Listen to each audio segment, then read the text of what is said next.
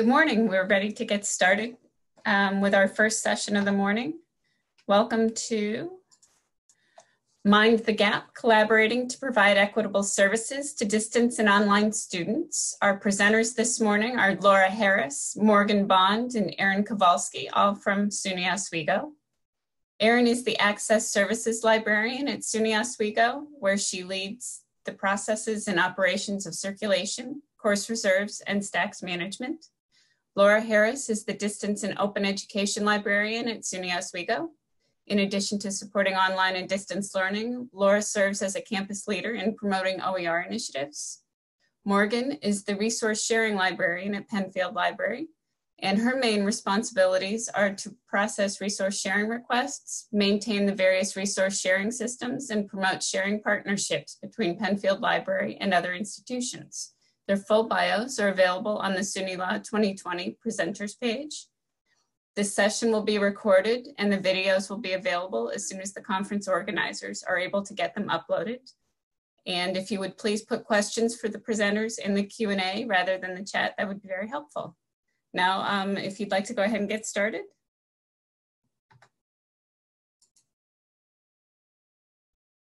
Laura? Great.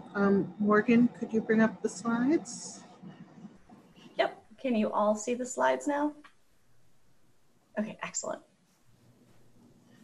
Wonderful. And could you go to the first slide? Mm-hmm. So the first thing we're going to talk about is what distance and online learning look like at SUNY Oswego. Then Morgan's going to talk a little bit about interlibrary loan, document delivery, and other resource sharing related items. And then Erin will talk about course reserves and how that relates to our distance and online learning. So can you go to the next slide, Morgan? So at SUNY Oswego, our distance and online learning is pretty much managed by a specific division called the Division of Extended Learning. We have two distant sites. We have the branch campus at Syracuse, and we also have a number of classes in Watertown at Fort Drum. And we also have a few education classes that are taught in the public schools. The Division of Extended Learning also manages the online learning, the instructional designers. We have 4 instructional designers now, and they work with faculty to either migrate a course online from face-to-face to online, or to refresh a course that's already online. And they work specifically with online classes. And the Division of Extended Learning manages many other academic services, such as English for Academic Purposes, which is basically an intensive English language program for international students whose English may not be the best, as well as local students who are enrolled concurrently at their high school and at SUNY Oswego. And the division also provides support services for non-traditional students, veterans, and the ROTC is sort of housed in extended learning as well. So we have 246 undergraduate students in our distance programs. I'm uncertain, unfortunately, of the number of graduate students that are distance learners. For our undergraduate degree programs, we have business administration, criminal justice, and human development. The graduate degree programs include business administration, both childhood education and adolescent education, and mental health counseling. And the graduate certificate programs include educational leadership and health information technology and integrated health systems. Again, I apologize, we don't have numbers for the graduate programs, but we do know we have 200 undergraduates enrolled in online programs. These degree programs include broadcasting, mass communication, business administration, criminal justice, public relations. and wellness management. And then our graduate degree programs include biomedical and health informatics, business administration, career and technical education, health services administration, and strategic communication. No doubt you'll see there's some overlap in those programs with the distance learning, and we do have some programs that are a mix of both. For example, the career and technical education is primarily a mix of classes at the Syracuse campus and at online. So online, we have a number of certificate programs as well, and those include behavioral forensics, health and wellness, health information technology, integrated health systems, nursing home licensure, and trauma studies. So the library has a very good relationship with the Division of Extended Learning. This sort of began prior to my tenure at SUNY Oswego. I've been here since the beginning of 2016. My predecessor was Brandon West, who of course is still in the SUNY system. And Brandon, I believe, was the first person who served as the online learning librarian. And the relationship with extended learning sort of came out at when he was working in this position, and he helped sort of build that relationship. In 2018, I took over the distance learning services as well.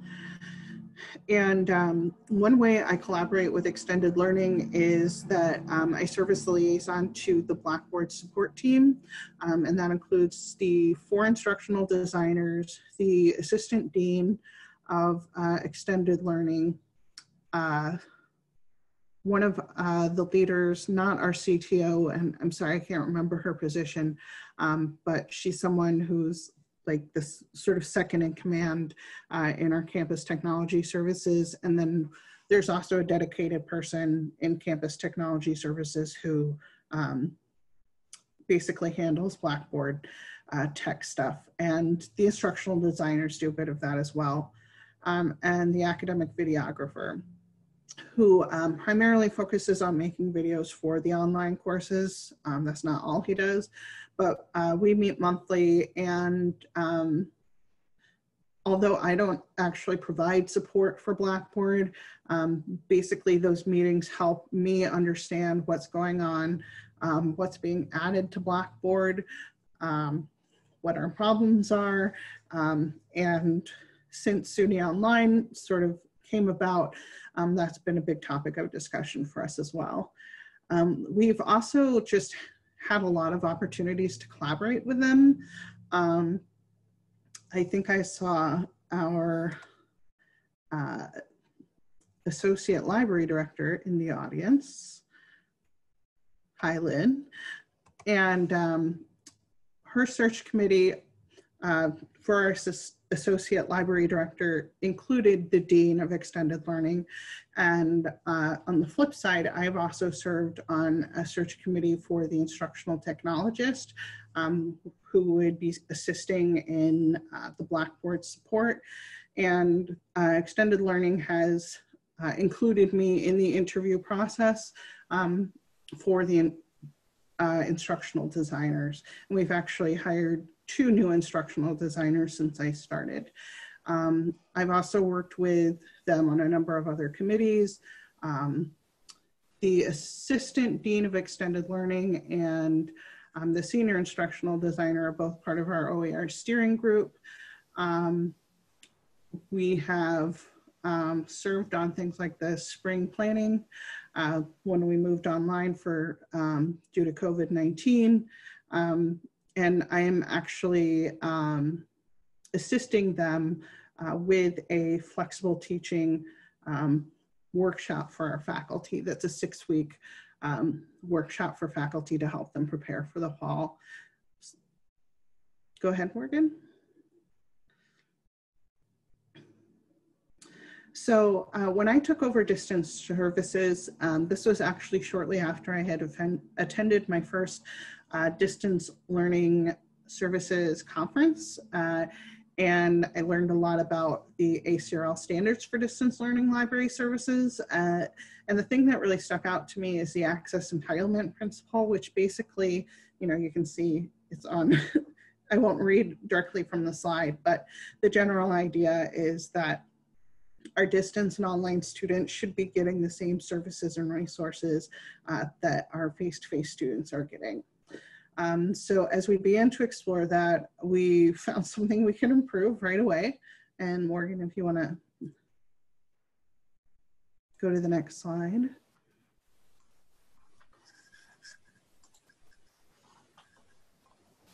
So this first thing we thought of was getting materials to and from our distance and online services, online students.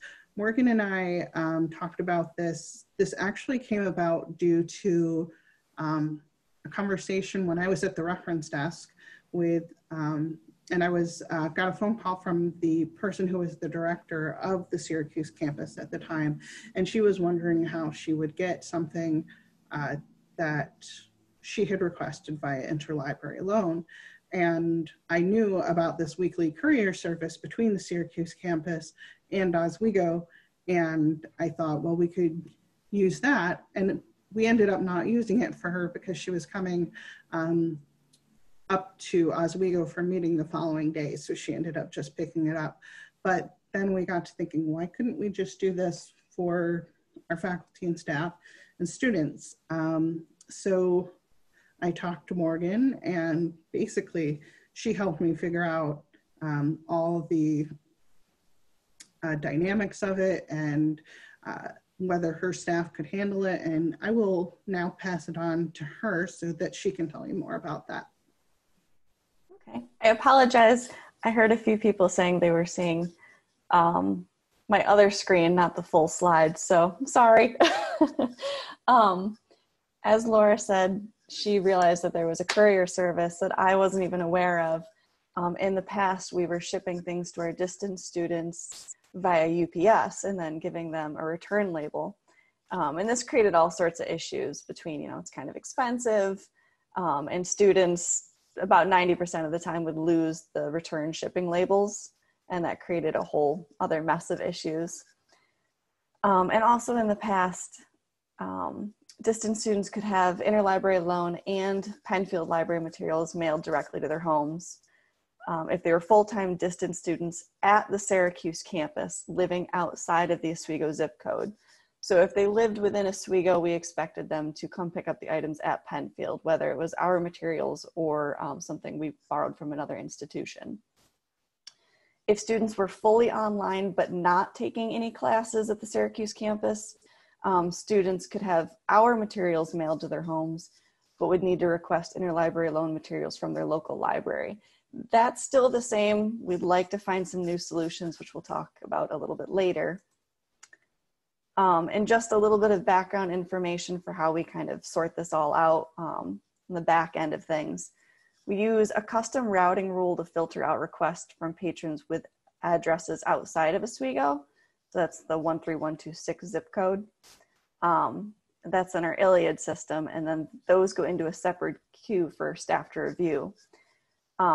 When those requests get bounced into the queue, staff have to manually check a custom box in the request named priority shipping, and then place a note in the request that the item will either be shipped to their home or the Syracuse campus.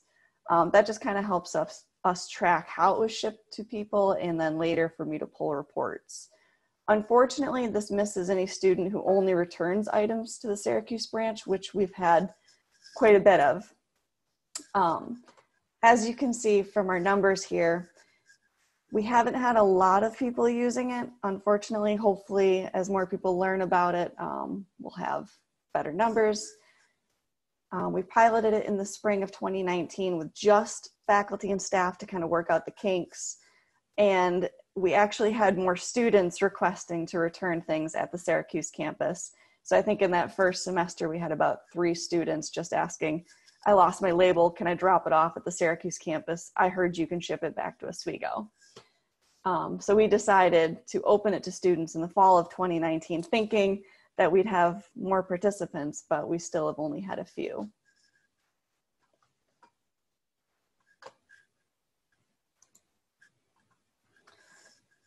And some ideas for the future.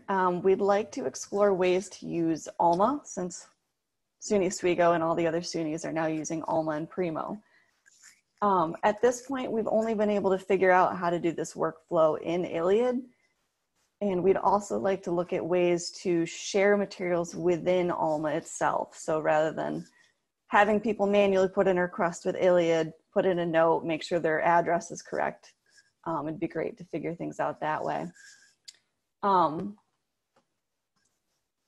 also it's a really manual process. Not only do we have these things being filtered out via a custom routing rule, we also have to look at a list that's retrieved from Banner, which is updated periodically. So we have to run different reports whenever we get an update of students.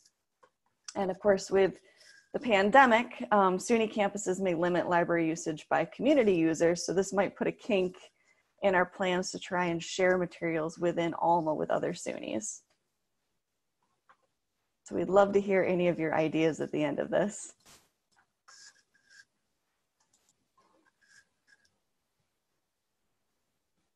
All right, and Erin, course reserves. All right, so I have been at SUNY Oswego for almost a year now. And when I started, I met with Laura pretty early on to talk about course reserves at our branch campus in Syracuse. So they do handle physical reserves there. Everything is a professor copy. So we don't provide them with any books from our collection, but they do, check out professor textbooks there. They don't enter anything into Alma, so everything is circulated manually. They have one support assistant that works some evenings, so they just don't really have the means to, handle entering anything into our system. They do everything by attaching cards to the books and just taking names, which is great because everything works very quickly and easily, but downside is we don't have any usage statistics for their physical textbooks. And then they were also handling electronic reserves using Aries. So professors could fill out a form online to submit any materials they had, which would be uploaded into Aries, or they could submit something at the desk in Syracuse and have the assistant scan it, and then we would upload it to Aries for them. The problem with that is that there's really no quality control. They could upload anything they wanted, and nobody was determining if it was accessible or even what it looked like. So there are problems with that. I'm gonna go to the next one. Yeah, so we decided to stop using Aries in favor of Primo. So we decided to make this kind of a slow transition. So we started letting faculty know that this change was coming in the fall. We saved all of the content that had been in Aries on the thumb drives. We had several members come and pick it up so that they could then upload the same materials to their Blackboard module or whatever they wanted to do with it. But we also encouraged them to work with us to find other materials, like through our database subscriptions, that we could link to their course reserves in Primo, which would take all of the work off of them and give it to us. And it made everything accessible through our platform. This is just a snapshot of what it looks like. It's probably nothing revolutionary for anyone that's using Alma Primo right now, but we have a course reserves landing page with tips on how to look up your class. And then the second picture there is, it's kind of small, but it's basically what it looks like when you find a course that has electronic reserves. It gives you a list of all the articles and a little link that says available online, so they can go right to the full text.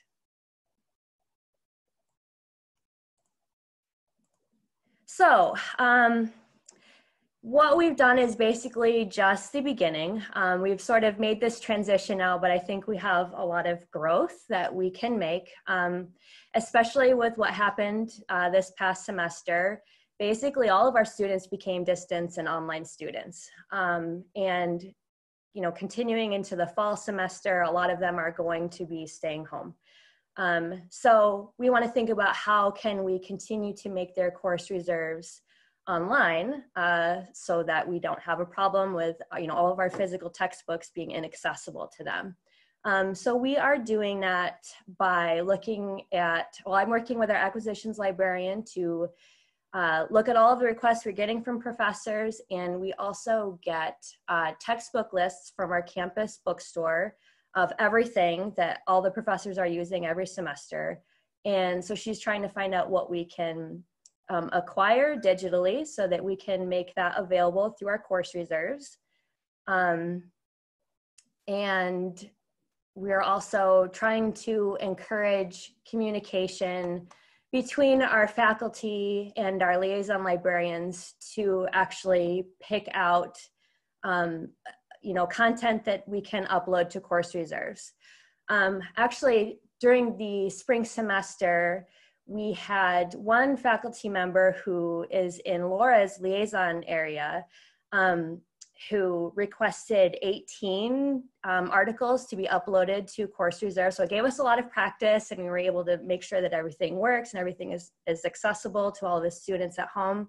And then as we sort of started working from home and we had requests from students and professors who had physical textbooks that they could now not access, we sort of set them up with the liaison librarian to find alternate materials, and we began adding all of those into their course reserves.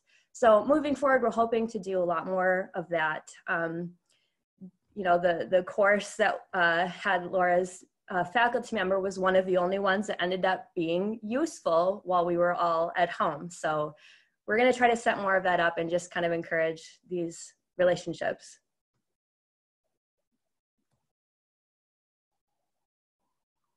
And that's all I have.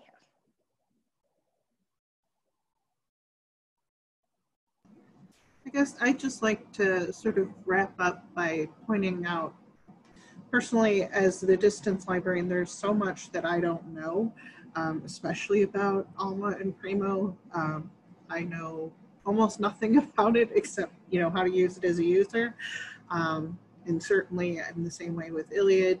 And I'm just very grateful for Morgan and Erin being open to collaborating and willing to share their knowledge and their employees to help us better serve our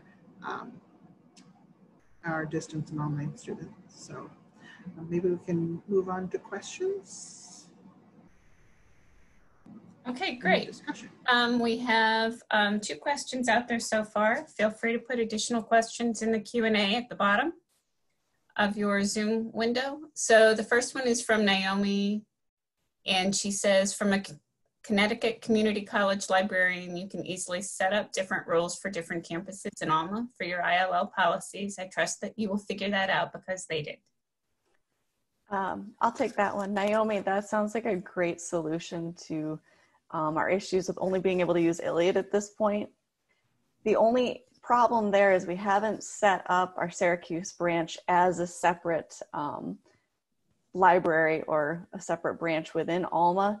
At this point, we have such low usage, I'm not sure we could convince everyone that it would be worthwhile, but if we get greater numbers, greater usage, that could definitely be an awesome solution. Thank you. Okay, so Holly has the next question. Any thoughts or plans yet on how COVID-related issues and rules might affect your workflows, especially of physical materials? Also, how are you addressing copyright with the Primo e-reserves? Copyright clearinghouse or some other method? Do you have a budget for paying that if needed?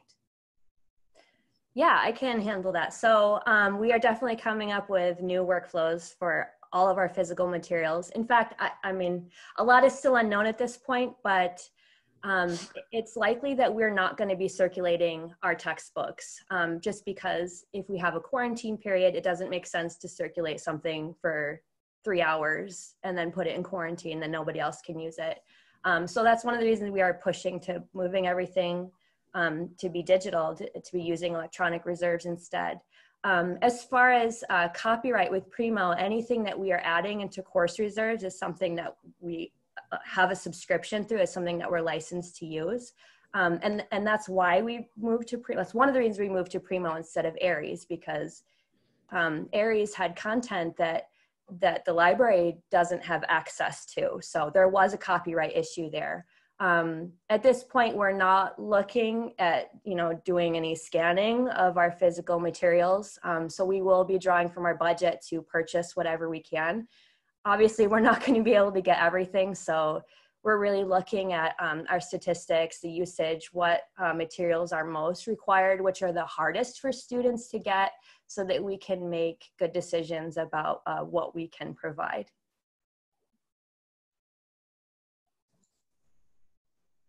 Oops, there we go. We have a new question.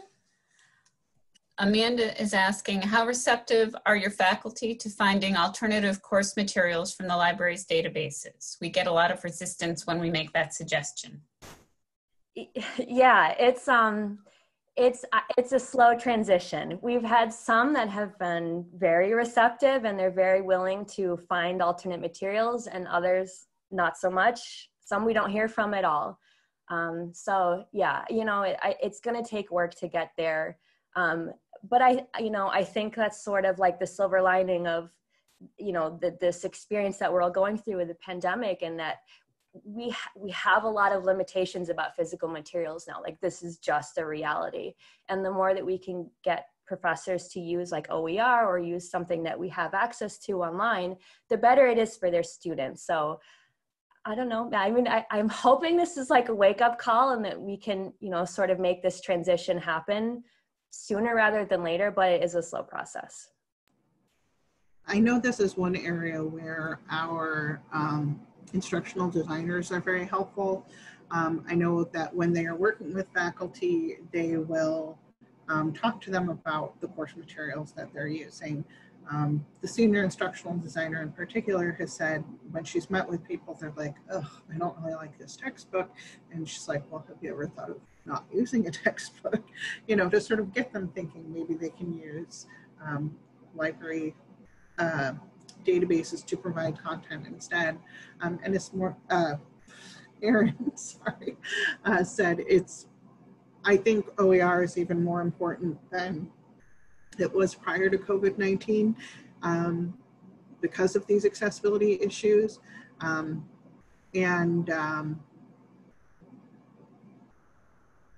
sorry, I lost my train of thought.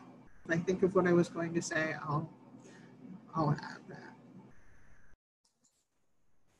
We don't have any more questions listed in the Q&A. If anybody has any additional questions, please feel free to put them in there. While we're waiting, I will ask, so you put your electronic articles on reserve. Is there a reason why you aren't having them put directly into the learning management system? I know that basically we are advising anything that they may have and we don't, that they can upload directly to Blackboard. But we also have documentation for them on how to include links that I had actually created a while back from a variety of our databases like EBSCO and JSTOR and I think now Primo as well. So we do advise that. It's kind of, both options are available to them. I think the important thing for us, and correct me if I'm wrong, Erin, is that we want to make sure we're getting statistics on that usage, which in some ways makes it easier than using Aries, because I think in Aries we would actually upload the PDF directly. And this way, we're actually being able to measure the usage by hits to that specific database.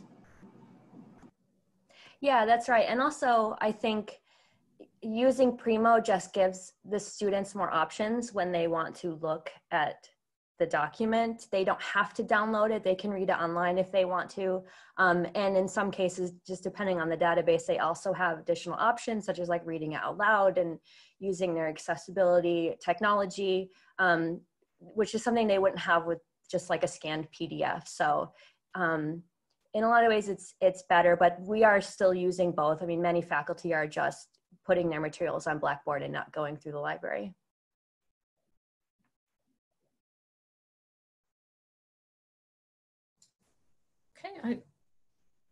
Okay, Naomi is asking if you use Blackboard Ally. We do. I know that Blackboard Ally, for those of you who may not be familiar with it, it's an accessibility tool that faculty can use to measure how accessible certain materials are. And I'm not sure if I mentioned this is one of the ways we collaborate, but actually some of our earliest accessibility initiatives on campus were started by one of the instructional designers and someone from our art department who works in graphic design. And that has grown because, of course, we were one of the campuses that had a complaint filed with the Office of Civil Rights. And so we ended up doing a lot of remediation and exploring that. And yes, we do use Ally a lot and promote that.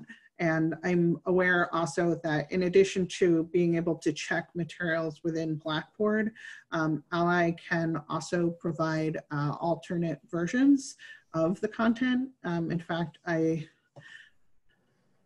just finished a master's program in December, and I know that I had downloaded one of the readings as an MP3 or a few of the readings as MP3s because of, and that was provided because of Ally. So hopefully that answers your question.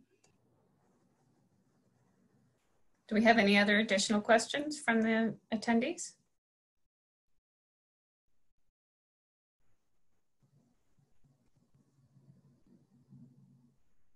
Seems that we do not. So, oh, there we go. Naomi's asking, I think her question was the previous one about Ally, because they have a debate on campus about whether to link to library copies or download the PDF for direct upload.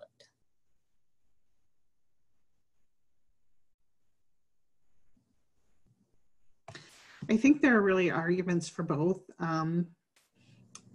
I feel like one of the things that our instructional designers have been suggesting and our campus technology services as well is sort of going with what's familiar to you. And so I know that if I were working with my liaison areas, I would probably recommend whichever one they feel more comfortable with. If they create a lot of links in Blackboard, then I would probably recommend that. If most of their readings are PDFs, I might recommend that instead. But I think there's benefits to both options. So going with what the faculty member is comfortable with and then considering accessibility as well. You know, as Erin was saying, there are, I believe EBSCO in particular, and I'm sure other databases as well, but they have options like being able to download the articles in alternative formats as well. But if Ally is also making those materials available in alternate versions, I think to some extent it's, you know, 6 of one and half dozen of another. Fatoma is asking, do you work with the Blackboard distance learning department on campus, and do librarians have full access to all Blackboard modules, I believe? So we don't have a Blackboard or distance learning department on campus. We just have extended learning. So yes, I do work with them. And I believe librarians have access to Blackboard. I have a bit different access because I am the online learning librarian, but I believe all librarians have accounts. And I think we are all enrolled in a specific groups, but I'm not sure if most librarians even have like a Blackboard sandbox.